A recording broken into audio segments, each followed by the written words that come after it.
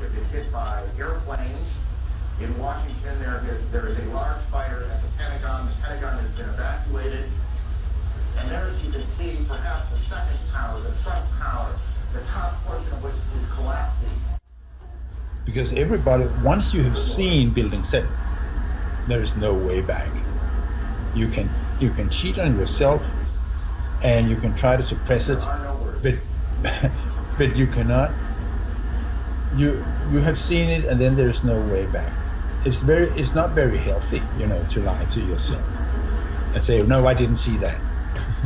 Yeah. But many people do, because it's simply too painful.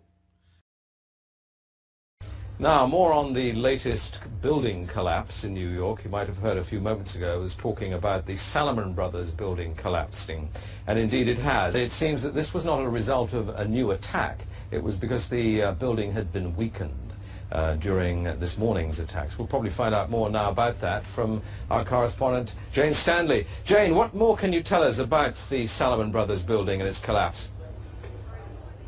Well, only really what you already know. Details are very, very sketchy.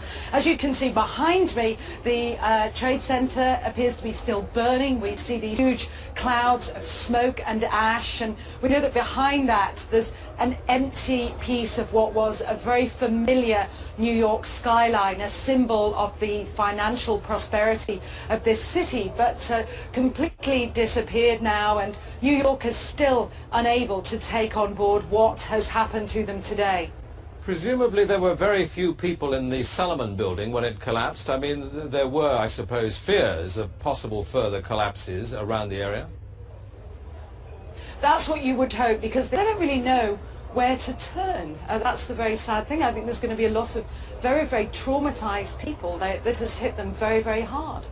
Jane, I think many of us, when we heard the news, perhaps on the radio earlier today, were completely flabbergasted by it and just couldn't comprehend it. I mean, it almost sounded too far-fetched.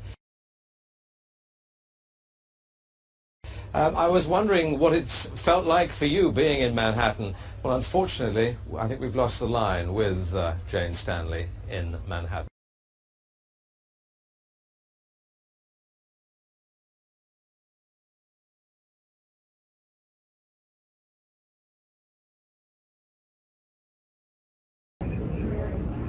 Now, here we're going to show you a videotape of the collapse itself. Describe that. Now we go to videotape, the collapse of this building.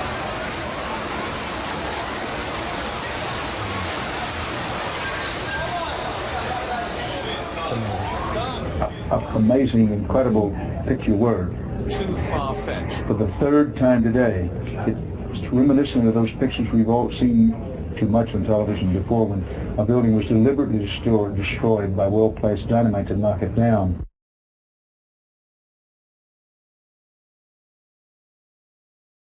See what you see and not what you're supposed to see.